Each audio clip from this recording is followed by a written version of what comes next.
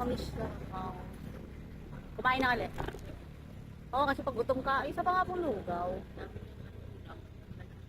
Anong ulam?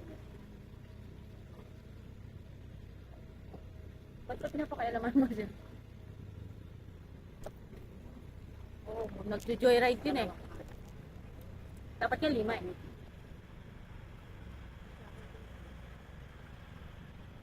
Pumili ka ba ng lugaw?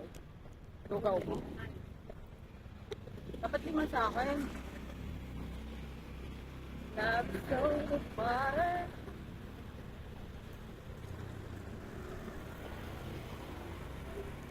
Yung maliwanag dito ngayon. Eh, madalas madilim dito eh. Ha? Dito. Pauwi na kami. Nakabili na kami ng lugaw. Bukas na pala doon. Alas 12 na ng hating gabi, pero nasa labas pa kami para lang maghanap ng makain. Kaya ang hirap sa amin na pumayat. Kasi, for this life talaga kami. Food trip lang. Sunod, punta tayo Maynila, Maraming... Alam ko dati nung nasa probinsya kami, akala ko ang Maynila, buo na yan. Makati, Bulacan, Laguna, akala ko Maynila na yan. Hindi pala. Iba pala yung Maynila. May sarili pa ng lugar ang Maynila. Suga. Kasi talaga pag galing kami probinsya, tatawid kami dito. Sasakay kami ng barko. Sabi na pupunta kami ng Maynila eh.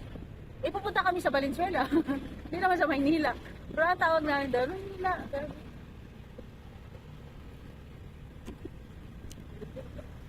Hindi, ito yung Maynila, di ba? Sa Maynila, Mayor si Isko. Oo, di ba? Isko Moreno. Shoutout si Mayor. Tapos din sa Valenzuela, Mayor si Rex. Oh, hindi naman ito Maynila. Diba? Ang tamang term pala, ay pupunta ako ng NCR. Ganun pala dapat. National Capital Region. Ganun dapat ang tamang term pala, hindi yung Maynila. Akala nito ng ano, wala maka-overtake.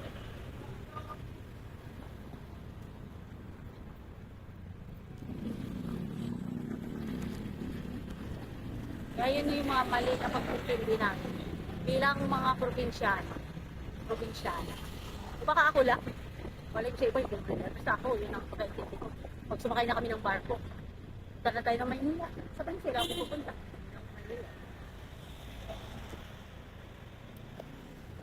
Manila. Nandito na kami sa bahay.